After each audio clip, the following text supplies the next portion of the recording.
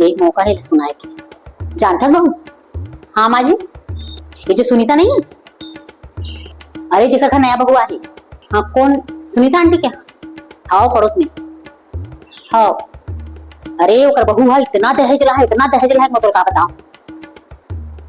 अच्छा, दहेज में घर के हर एक सामान लाए, सुई से लाके लेके एसी तक। अरे गर्मी के ऐसा नहीं कि एसी दे, कूलर पंखा सबको दे, पूरा घर लौकर बाबूजी भर दे दहेज से। ये डोगरी मुझे सुना दे, मैं इतना दान दहेज नहीं लेके आऊं, एकरे से मोला सुना दे।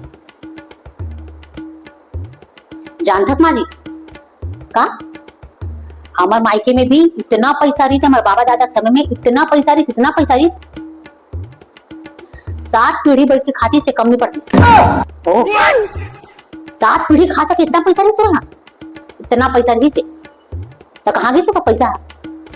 मोरे किस्मत खराब रही से जो मैं 8वीं पीढ़ी में पैदा हुई।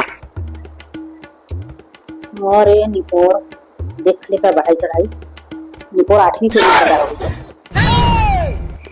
और जब मैं 8वीं पीढ़ी में पैदा हुआ तब तक सब पैसा खत्म हो गई से। और ये बड़ा दुख के बात है। एकरे कारण हमारे बाबू जीवन हाँ उतना दहन दहेज नहीं दे पाई, नहीं तो फिर देखती घर का भर के पूरा मोहल्ला भर देती।